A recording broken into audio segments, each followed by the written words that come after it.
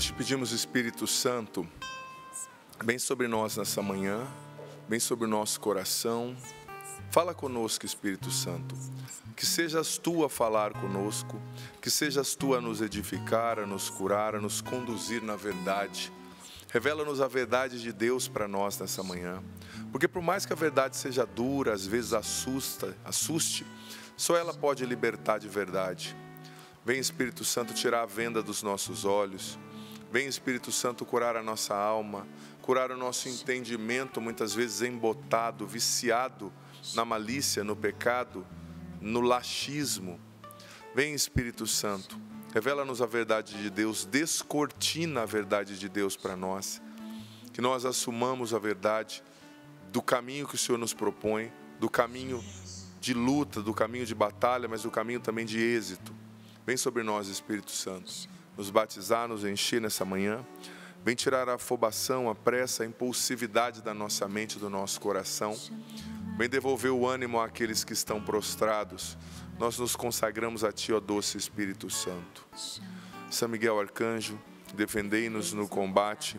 Sede o nosso refúgio contra as maldades e as ciladas do demônio.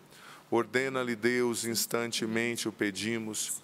E vós, príncipe da milícia celeste, pela virtude divina, precipitai no inferno a Satanás e a todos os espíritos malignos que andam pelo mundo para perder as almas. Amém.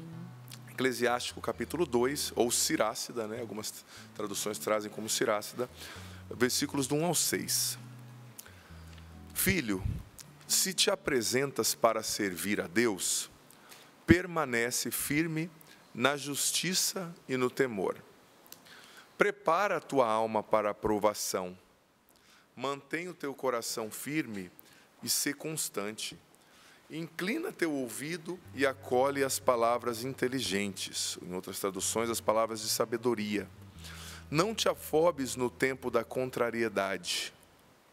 Suporta as demoras de Deus.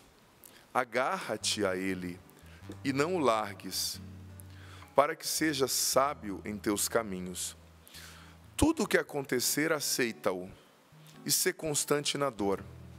Na humilhação, tem paciência, pois é no fogo que o ouro e a prata são provados. E no cadinho da humilhação, os que são agradáveis a Deus. Crê em Deus, e Ele cuidará de ti. Espera nele, e dirigirá os teus caminhos. Conserva seu temor, e nele permanece até a velhice. Palavra do Senhor. Graças a Deus. Veja bem, não tem como a gente falar sobre a temática que o padre está falando, não é? Sem usar essa citação. Tem muitas passagens ótimas. Você pega Tiago 2, também é muito boa para falar sobre como lidar com as contrariedades, 2 do 1 ao 4, só estou citando, não é para abrir, né? Mas essa passagem ela é muito forte. E você sabe que, com o tempo de padre, estudando a Bíblia também, eu aprendi, vamos usar esse termo, né, uma pedagogia, um truque, para a gente extrair um entendimento mais profundo das passagens que a gente lê. Essa pedagogia que eu uso, essa dinâmica, é a seguinte: separar os verbos da passagem. Porque o que é um verbo? É uma ação, né? Andar, caminhar, sorrir, fazer, ir, né? O verbo é uma ação. Então, eu separei os verbos dessa passagem aqui, porque eles nos trazem o sumo do que Deus quer que a gente viva aqui. Só vou desprezar o primeiro verbo, que é te apresentar, né? Se te apresentas. Mas veja bem, nós estamos falando de contrariedade. Como lidar com a contrariedade? Talvez você hoje esteja vivendo um tempo de contrariedade, um tempo de espera, um tempo de não, né? Contrariedade é ser contrariado. Você queria algo daquele jeito, naquela hora não aconteceu. Talvez você está vivendo a contrariedade de ter sido abandonado, de ter perdido alguém, de ter perdido um emprego, de algo que você desejava muito. Você desejava chegar na fase que você está, na idade que você está, com aquela conquista e não aconteceu ainda. Então, veja bem, vamos prestar atenção. Filho, se te apresentas para servir a Deus, eu vou desprezar esses dois primeiros, apresentar e servir. Permanece na justiça e no temor. O primeiro verbo aqui, permanecer, não é? Permanecer. Isso é um verbo muito importante que aparece várias vezes na Bíblia, sobretudo no Novo Testamento, né? Deus está dizendo, se você quer me servir, se você quer receber o que eu tenho preparado para você, permanece. Permanece no quê? Na justiça. Permanece fazendo o bem, fazendo o que é justo. E permanece no temor, ou seja, no temor de Deus. Não é o medo por si só, o medo das coisas, mas esse temor que é a santa reverência, né? Dizia Santo Tomás, a santa reverência por Deus, o medo de feri-lo, né? Segundo verbo, prepara. Prepara o quê? A tua alma para a provação.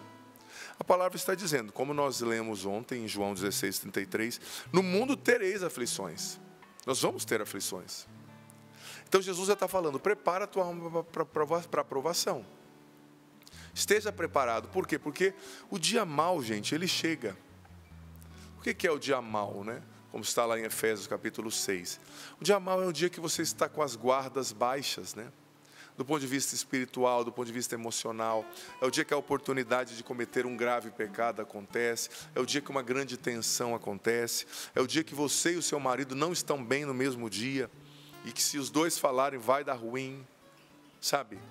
O dia mau acontece, o dia da tensão, o dia do cansaço, o dia da desatenção, o dia da grande tentação, o dia no qual o inimigo quer nos joerar como trigo, como aconteceu com Pedro. Então prepara a tua alma para a provação. Como vai preparar? A passagem vai descrevendo. Manter, né? Mantém o teu coração firme. Ser constante, né? Mantém o seu coração. Manter, o que é manter? É continuar. É continuar num estado. E o que é ser constante? Também é continuar. Diferente de mantém a flexão, mas é outro verbo. Se você quer preparar sua alma para a aprovação, mantenha o teu coração firme. Seja constante. Né? Outro verbo, ser. Seja constante. Permaneça com Deus. Permaneça fazendo o que é certo. Permaneça em oração. Você sabe que tem coisas na vida que a gente não improvisa. E a gente tem que aprender, eu vou usar a metáfora, a estocar, né? Estocar oração, estocar virtudes para o dia mau. Porque você não vai improvisar na hora da dificuldade, você não vai ter o que você não cultivou, né? Então mantenha o teu coração firme, mantenha o teu coração na escuta de Deus, mantenha o teu coração lendo a palavra, mantenha o teu coração orando, né? A leitura da palavra, o conhecimento da palavra é uma arma tão grande, né? Estou fazendo nesse ano, né, o projeto Leia a Bíblia Inteira comigo em um ano. E eu já todos os dias está entrando um vídeo no meu canal, meio-dia. Estou lendo a Bíblia inteira, explicando a Bíblia inteira. Nós já estamos em setembro, então já estou recebendo testemunhos. Padre, conhecer a Bíblia transformou a minha maneira de entender a mim mesmo, a vida, Deus. Então mantenha o teu coração no estudo da palavra, na oração, em Deus. Muitas coisas existem para nos distrair, as luzes, as festas, mas manter o teu coração em Deus.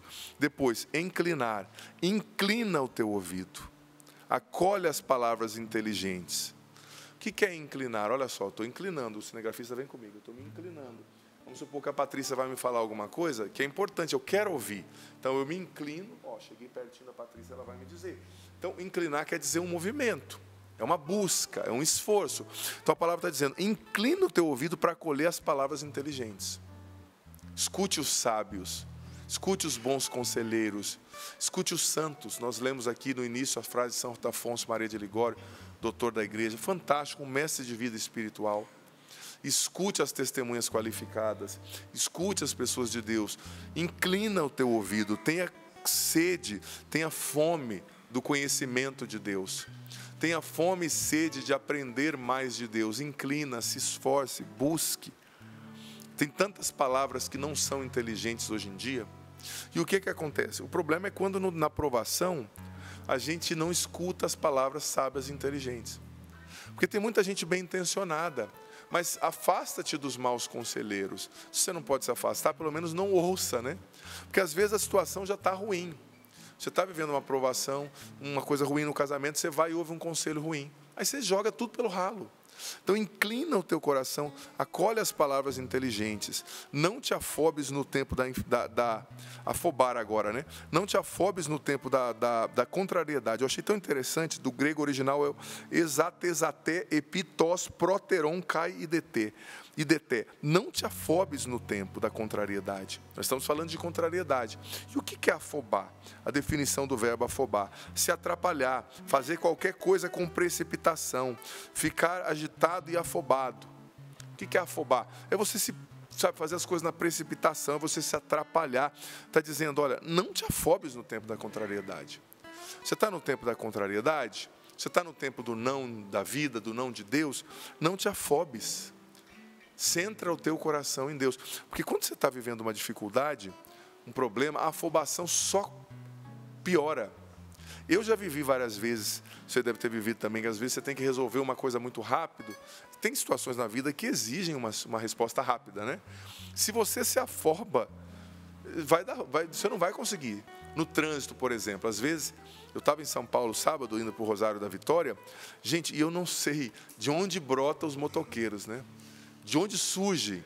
Motoqueiro é igual louça, parece, né? Louça você acabou de lavar, de repente a pia está cheia, que raiva. Não é verdade, né? Sim. Parece que é o cão que põe os pratos sujos lá, né? Jesus. Então, eu estava em São Paulo, eu olhei, Deus é testemunha, eu olhei no retrovisor e eu virei o rosto. Eu aprendi isso quando eu estava nos Estados Unidos, tirei carteira lá, que você tem que ver os pontos cegos, você vira. Lá é legislação, se você não fizer, você não tira a carteira. Eu olhei, gente, eu juro pelo meu anjo da guarda que estava comigo. Claro, eu estava com a cabeça, um monte de coisa na cabeça, me preparando lá para o Rosário, mas eu olhei. De repente, uma moto surgiu, gente, mas eu passei a meio milímetro desse motoqueiro. E claro, a hora que ele viu que eu passei a meio milímetro, ele abençoou a minha mãe, eu disse amém, né? Falei, Deus te abençoe também, filho. Aquela coisa linda, né? Eu pude ouvir, assim, pela articulação do lábio dele, eu percebi que era uma palavra de bênção, né? Mas, gente, imagina, eu estava relativamente rápido, estava ali na 23 de maio. Se eu pego aquele rapaz, eu poderia matá-lo, eu me envolveria num acidente. Então, graças a Deus, a hora que eu percebi que ele estava vindo, eu vi assim em cima, eu não me afobei. O que eu fiz? Eu tirei um pouco o volante para a direita, para a esquerda, desculpa, ele estava vindo da direita. Tirei o pé do acelerador, né? Passou pertinho, consegui tirar, porque se eu não tivesse tirado, se eu tivesse me afobado, eu teria batido, né? Ouvi ali os elogios dele e continuei meu caminho, né? Mas a afobação no momento da contrariedade, eu estou dando o exemplo do trânsito, mas esse exemplo cabe em qualquer situação da sua vida. Talvez você está vivendo hoje um tempo que você está devendo muito, está pagando juro. Talvez você está vivendo um tempo hoje de crise no seu casamento, teu marido indiferente, frio com você. Vocês brigam, vocês não têm mais conversa, não têm mais intimidade. Talvez você está vivendo um momento difícil da sua saúde. Não te afobe. Centra o teu coração em Deus. Quando Deus é o centro da nossa vida, todo o resto encontra o seu lugar. Quando Deus não é o centro, tudo se bagunça. Não te afobes no tempo da contrariedade. Centra o teu coração em Deus. Próximo verbo, versículo 3. Suportar. Suporta as demoras de Deus. Existem demoras de Deus. Você sabe por que Deus demora? Não é porque Ele quer te humilhar, nem nada do gênero. É porque na demora, no processo, Ele está te preparando para aquilo que Ele quer te dar.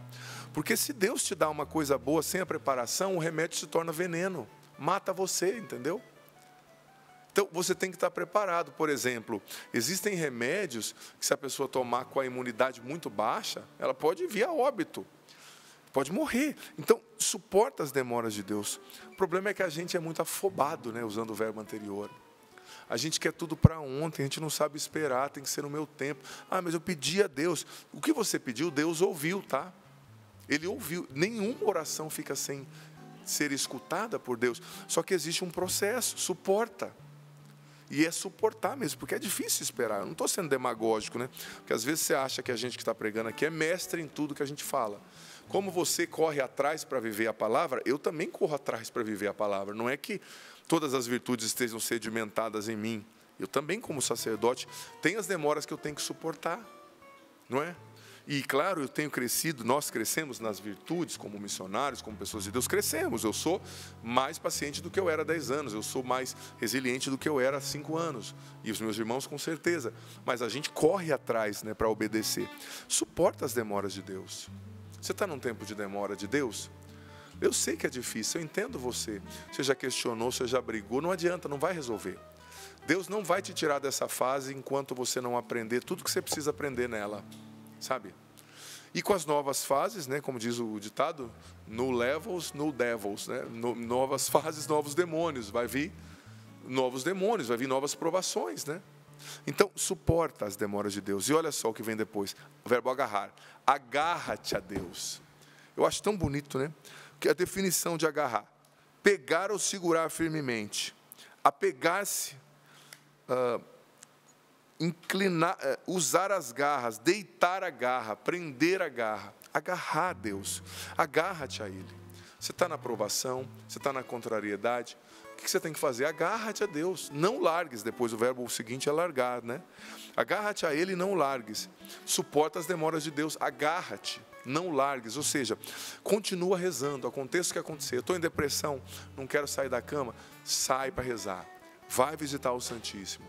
Não está dando certo o meu problema? Continua lendo a Bíblia. Não está dando certo eu resolver o meu problema, né? Continua lendo a Bíblia. Agarra-te. O que é agarrar? Você já foi, por exemplo, agarrado por algum animal que tem garra, né? Minha mãe tinha um gatinho lá que às vezes ele agarrava a gente, marcava com a garrinha dele, né? Não é fácil. O gato quando te agarra, meu amigo, ou um outro animal, né? Essa é a metáfora. Agarra-te a Deus. Não largue. Por que você vai agarrar a Deus para não largar? O final do versículo 3 diz, né, o subsequente, para que sejas sábio em teus caminhos. Você quer ser sábio, sábia, resolutivo, resolver os problemas com sabedoria? Agarre-te a Deus, não largues, suporta as demoras de Deus, suporta o processo, né?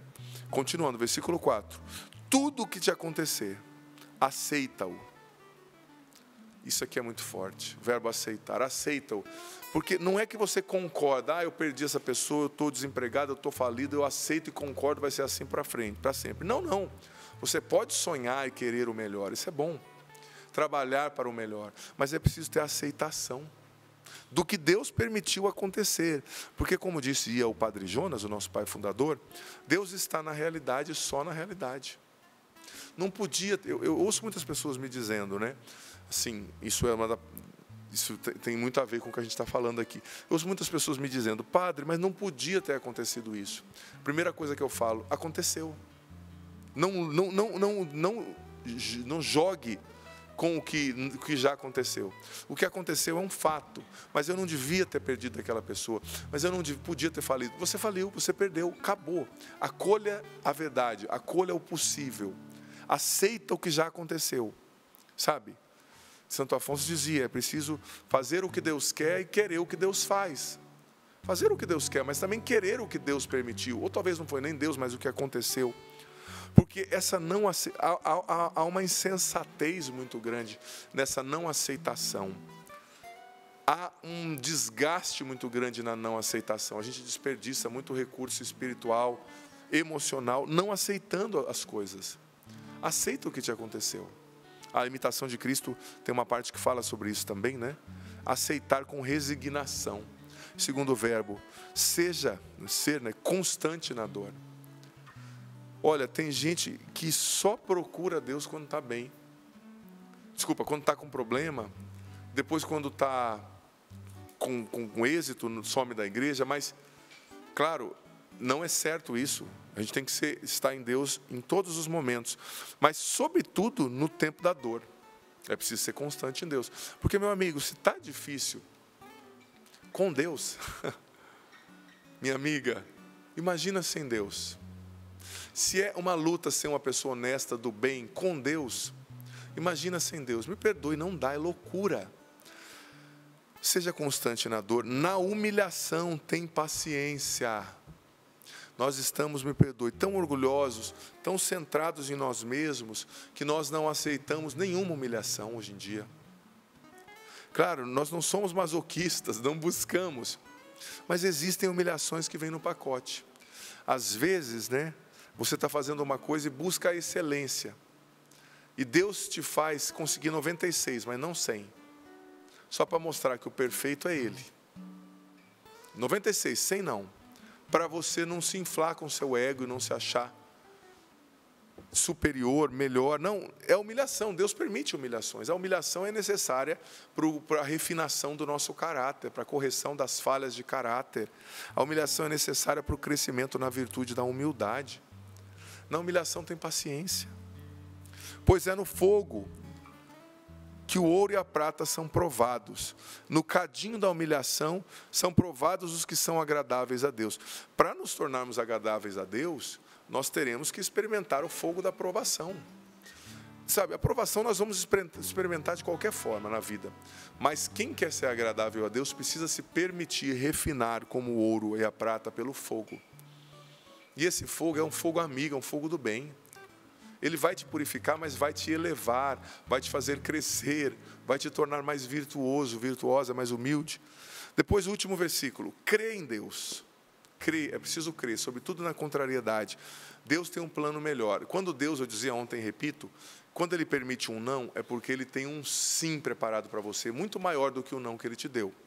Crê em Deus e Ele cuidará de ti. Espera nele e Ele dirigirá os teus caminhos. Esperar em Deus, ter paciência no sofrimento. Conservar o temor a Deus e permanece nele até a velhice. Conservar, permanecer. Essa palavra é fantástica, fantástica mesmo. E aqui tem um itinerário para a gente viver a contrariedade, sabe? E como eu disse, a partir dessa palavra, a partir desses verbos lindos, eu quero acrescentar ainda algumas atitudes práticas, não é? Para você viver bem o tempo da contrariedade. Em primeiro lugar, aceitar a contrariedade, como eu falava, né? A gente olha para a vida dos santos. Santa Teresinha, por exemplo, diz que ela tinha uma dor no joelho muito grande. Ela convivia com irmãs ali difíceis, né? Ela tinha uma personalidade muito refinada, sensível, né? Artística. E ela dizia, em cada situação que ela vivia, tudo é graça. Ela sempre dizia, tudo é graça. Ela via em cada contrariedade uma oportunidade para amar mais a Deus. Ela aceitava, via a graça de Deus e aproveitava aquela situação difícil para amar a Deus, mais a Deus. Você sabia?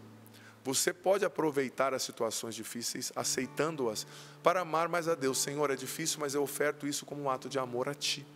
Como agrada o coração de Deus, né?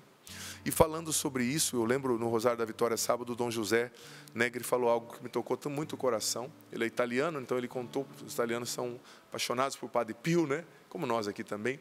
Ele contou numa passagem da vida do Padre Pio. Padre Pio tinha um dirigido espiritual que era muito amigo também de Padre Pio, né?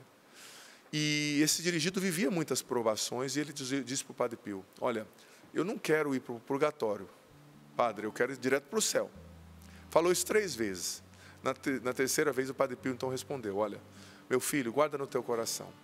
Para você ir direto para o céu, você precisa de 3 coisas. Rezar muito,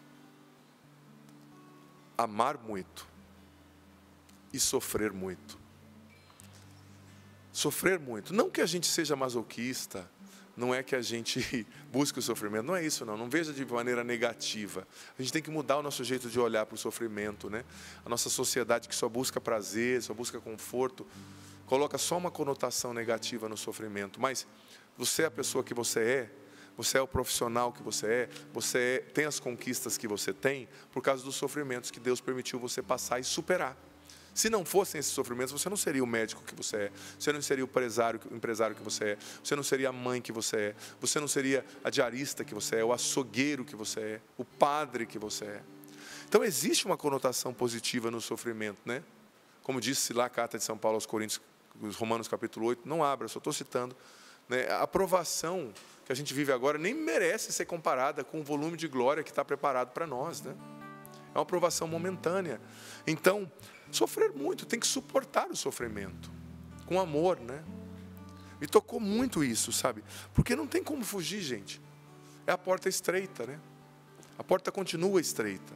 Então, conselho prático, aceitar e ver em tudo, né, a graça de Deus. Como dizia Santa Teresinha, tudo é graça.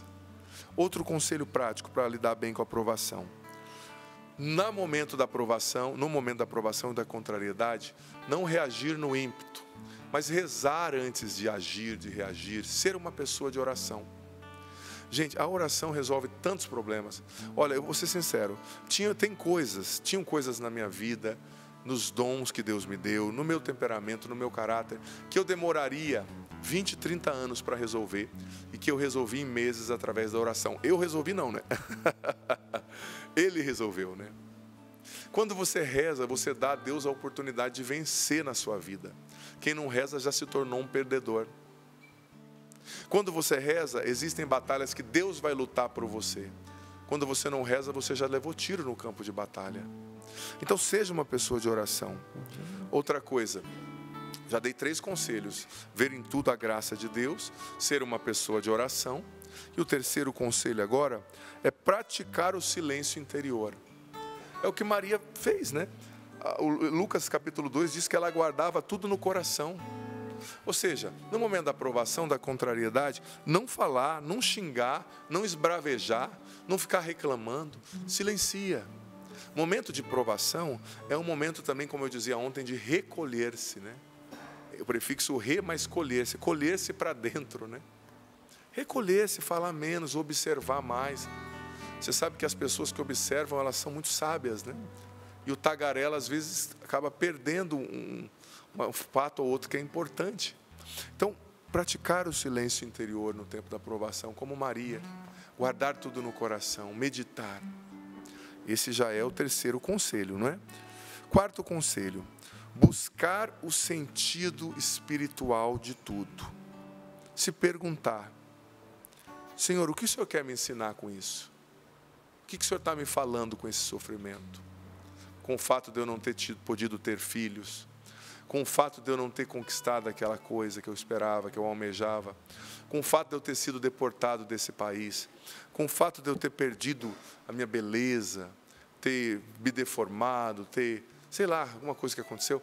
Senhor, o que o Senhor quer me ensinar com isso? Porque, olha, Deus nunca permite um sofrimento inútil, nunca. Se Ele permitiu uma purificação e um sofrimento, tem um porquê. Então, buscar o sentido espiritual. A pior coisa de uma pessoa que sofre é estar no deserto e não ouvir. Porque o deserto, metáfora aqui da provação e da contrariedade, ele é, em suma, sobretudo, um lugar de escuta. Um lugar de escuta. Então, escute a Deus nesse sofrimento. Escute a Deus. Esteja disposto a inclinar o ouvido hoje. Talvez Deus já está falando com você agora. É você mesmo que está no auge dessa provação ou que tem agido mal com as pessoas. Você é uma pessoa bem-sucedida, mas você tem sido arrogante. Inclina o teu ouvido. Escuta as palavras de sabedoria. Recua, seja mais manso, mais dócil. Você não é o dono da verdade. Então esse foi o quarto conselho. Quinto, esteja disposto a viver o sacrifício do amor, né? É o que eu falei, Padre Pio citou, né? Sofrer muito. Não há amor sem sacrifício, não há crescimento sem sacrifício. O amor e o sacrifício, eles são 2 lados da mesma moeda, né? O amor anda com o sacrifício. Então você está sofrendo, faça o sacrifício de oferecer a Deus o seu sofrimento pessoal, né? Una o seu sacrifício ao sacrifício de Cristo na cruz. Una-se ao crucificado e oferte o seu sofrimento, como eu dizia ontem, por amor, pela redenção do mundo, pela sua salvação da sua família. Quinto conselho, acho que é o quinto agora justamente. Vou me ajudando aí. Você me perdendo os números, não é? Persevere no bem, mesmo diante das dores e situações de contrariedade, de adversidade. Olha, porque a perseverança nos aperfeiçoa, gera uma obra perfeita. Persevere no bem. Tem gente que fala assim: eu estou sofrendo mesmo, então agora eu vou pecar. Estou sofrendo mesmo, Deus não me atendeu, então agora eu vou falar mal de todo mundo. Não. Persevere fazendo o bem. Faça o que é certo, mesmo quando dói. Faça o que é certo, mesmo quando ninguém está vendo. Persevere fazendo o bem. Persevere falando bem dos outros. Persevere rezando. Persevere amando. Continue fazendo o bem. Mesmo na injustiça. Porque Deus vai te justificar. Mas se no meio da provação você se torna mal com os maus, você vai perder a sua recompensa. Próximo conselho. Busque fortaleza em Deus, crescer no dom da fortaleza. O Catecismo nos ensina, 1808, a fortaleza é a virtude que assegura, na dificuldade, a firmeza e a constância na busca do bem. Catecismo 1808. Então, no tempo da provação, a gente tem que buscar a fortaleza, pedir ao Espírito Santo, me dê o dom da fortaleza, é um dos dons do Espírito Santo.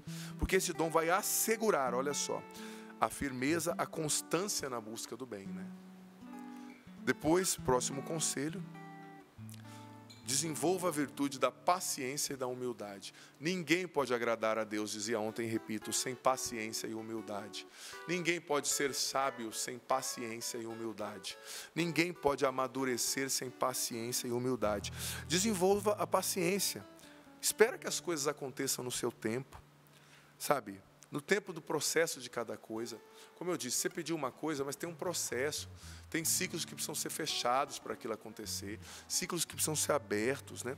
Então, pena que nós somos ansiosos e imediatistas demais, né? Queremos que tudo se resolva da maneira que pensamos, mas temos que ter paciência. E temos que ter humildade. Humildade para aceitar que nem sempre os nossos planos vão ter razão. Humildade para aceitar que nem sempre as coisas vão acontecer do jeito que a gente quer. Você está entendendo? Paciência e humildade, duas virtudes que a gente tem que desenvolver. Próximo conselho, acolha o possível. Aquilo que eu falava, aceita o real, aceita o que acontece, sabe? Não conjecture, claro, sem deixar de sonhar, sem deixar de buscar o melhor, mas acolha o possível. Acolha, aceita o que te acontecer, com fé, com sonho, mas com resignação. Se Deus permitiu, tem um porquê, eu vou superar no tempo de Deus, né? Próximo conselho, seja grato. Isso aqui ajuda muito, viu? No tempo da contrariedade, no tempo da provação, a gratidão é um antídoto que nos preserva da amargura. A gratidão é um antídoto que nos preserva do azedume. A gratidão é um antídoto que nos preserva da tristeza, da depressão, do negativismo. Exerça a gratidão, ou seja, evite focar só nos problemas, né? Evite focar-se nos problemas. Veja a rosquinha, não veja só o buraco no centro da rosquinha, né? Tem uma rosquinha ali, apesar do buraco no centro, né? Veja o que Deus está fazendo, veja as áreas nas quais você está crescendo, porque, gente, nunca existe só coisas ruins na nossa vida. Em todo momento existem coisas boas também acontecendo. Então, exerça a gratidão. Agradeça a Deus pelo que você está aprendendo. Agradeça a Deus porque 8 pessoas te abandonaram, mas 4 ficaram do seu lado. Agradeça. Você perdeu um filho, mas você tem 3, você tem 2, você tem um outro, você tem um enteado, você tem um neto. Agradeça. Seja grato. A gratidão muda a lente, muda a maneira como nós enxergamos a provação e a contrariedade. Então, exercer a gratidão, gente, é essencial para a gente não pirar. E também para a gente dar espaço para a graça de Deus agir. E um próximo conselho, o padre já está com pouco tempo, mas esse aqui é muito especial. Confie na providência de Deus, no cuidado de Deus, sobretudo no tempo de provação. Provação é tempo de crescer na confiança em Deus, no cuidado, confiança no cuidado de Deus, na confiança no amor de Deus. Deus cuida de você, sobretudo quando não parece que Ele está cuidando, é aí que Ele está mais cuidando, né? Lembra dos passos na areia? Quando você acha que só tem uma pegada no chão, é porque Ele está te carregando no colo. A sua pegada não está ali. Então, uma frase que nos ajuda a pensar nisso, a viver essa confiança na providência. Olha só, São Francisco de Sales. Não espere ansiosamente pelo que pode acontecer amanhã. O mesmo Pai Eterno que cuida de você hoje, cuidará de você amanhã e em todos os outros dias. Ou Ele o protegerá do sofrimento, São Francisco de Sales, ou lhe dará uma força infalível para suportá-lo. Ou seja, deu ruim ou deu bom, Deus vai estar lá. Ou Ele vai te preservar do sofrimento, ou Ele vai te dar uma força infalível, olha só, para suportar. Fique em paz. E então coloque de lado todos os pensamentos de ansiedade. E repita continuamente: o Senhor é minha força e meu escudo. Meu coração confiou nele e eu fui ajudado. Ele não está apenas comigo, mas em mim e eu nele. Olha que coisa linda. Confiança na providência, abandono. O Deus que cuidou ontem vai cuidar amanhã e vai cuidar sempre. Vamos repetir isso aqui que São Francisco pediu para a gente repetir? O Senhor é a minha força. O Senhor é a minha força. O Senhor é o meu escudo. O Senhor é o meu escudo. O meu coração confiou nele. O meu coração confiou nele. E eu fui ajudado. E eu fui ajudado. Ele não está apenas comigo. Ele não está apenas comigo, mas em mim. mas em mim. E eu nele. E eu nele. Olha só que coisa linda. Não espere ansiosamente pelo que pode acontecer amanhã, né? Confia em Deus. Confia. Se abandona. Última frase aqui para encerrar essa questão da confiança. São Padre Pio de Pietrelcina. Reze, espere e não se preocupe. A preocupação é inútil. Deus é misericordioso e ouvirá a sua oração. Pronto. Não precisa dizer mais nada. Se eu dizer aqui, eu vou com risco de estragar. Não é? Reze. Espere e não se preocupe. A preocupação é inútil. Deus é misericordioso e ouvirá a sua oração. Tempo de provação é um tempo de se abandonar em Deus.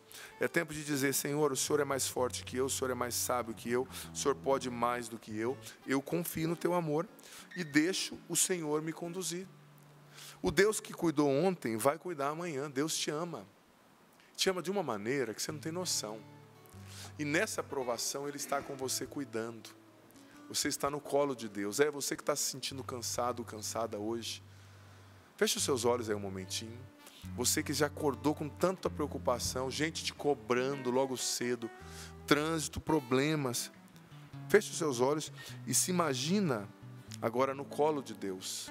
Porque é aí que você está. No colo de Deus. No colo de Jesus. Feche os seus olhos, exceto se você está dirigindo, né? Feche os seus olhos e se imagina no colo de Deus. No colo de Deus Pai, melhor dizendo. E Deus Pai te olha com aquele carinho, com aquela ternura e te diz, eu te amo, eu cuido de você, não tenha medo. Por que você tem medo? Por quê? Deus hoje está acalmando a sua tempestade, viu? Acalmando a tempestade da sua mente. Deus agora está acalmando a tempestade de muitos corações. E Ele está dizendo, confia, eu estou te purificando, mas eu estou contigo.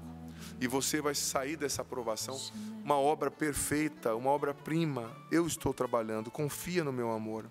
Muitas pessoas agora estão sendo tocadas por Deus. Deus está pedindo a você, Jéssica. Deus está pedindo a você, Leonardo. Deus está pedindo a você, Flávio. Deus está pedindo a você, Francisca. Deus está pedindo a você, Bárbara, a você, José, a você, Valmira, a você, Walter, a você, Washington. Confia em mim. Eu estou cuidando do que você não pode cuidar. Eu sou um pai bom. Não tenha medo. Eu cuido de você.